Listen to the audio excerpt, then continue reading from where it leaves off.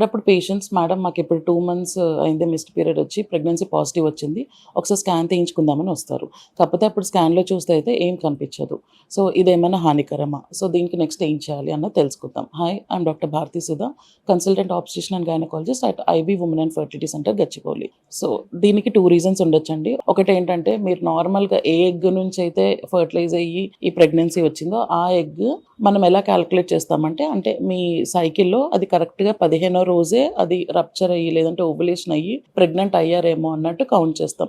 కాకపోతే అప్పుడప్పుడు అది జరగకపోవచ్చు. అంటే మీరు 15వ రోజు కాకుండా 20 రోజు, 25వ రోజు అది ఓవ్యులేషన్ అయ్యుండొచ్చు. అలాంటప్పుడు వచ్చే ప్రెగ్నెన్సీ కూడా కొంచెం చిన్నగా కనిపిస్తది. సో, ఇంకా ప్రెగ్నెన్సీ డెవలప్ అవ్వలేదు కాబట్టి మనకి స్కానింగ్‌లో కనిపియట్లేదని అనుకోవచ్చు. సో, సెకండ్ రీజన్ ఏంటి? అన్‌ఫార్చునేట్ సిట్యుయేషన్ ఏంటి అంటే అది ప్రెగ్నెన్సీ నిజంగానే బాలేకుండా ఉండిండొచ్చు. సో, ఈ రెండిటి మధ్య డిఫరెన్స్ మనం ఎలా తెలుసుకోవాలి? సో, దీనికి కూడా 2 వేస్ ఉన్నాయి. ఒకటేంటంటే ఒక 2 వీక్స్ ఆగి మళ్ళీ రిపీట్ స్కాన్ చేసుకోవడం. అంటే మనకి ఫస్ట్ టైమ్ ప్రెగ్నెన్సీ అంటే ఫస్ట్ టైమ్ స్కానింగ్‌లో మనకి ప్రెగ్నెన్సీ అసలేం కనిపించకపోయినా, లేదంటే అనుకున్న డేట్స్ కంటే కొంచెం తక్కువ కనిపించినా సరే, మనం 2 వారాల తర్వాత చేసే స్కాన్‌లో అది కొంచెం పెద్దగా కనిపియాలి.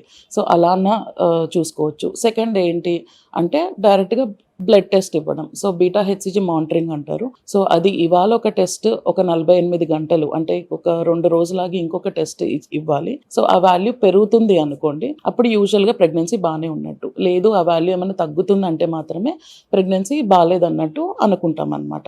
సో, అందుకు మీకెప్పుడన్నా ఈ డౌట్స్ ఉన్నాయంటే మళ్ళీ ఒకసారి స్కానింగ్ కన్నా వెళ్ళండి. లేదంటే డైరెక్ట్‌గా బ్లడ్ టెస్ట్ అన్నా ఇవ్వచ్చు. Thank you.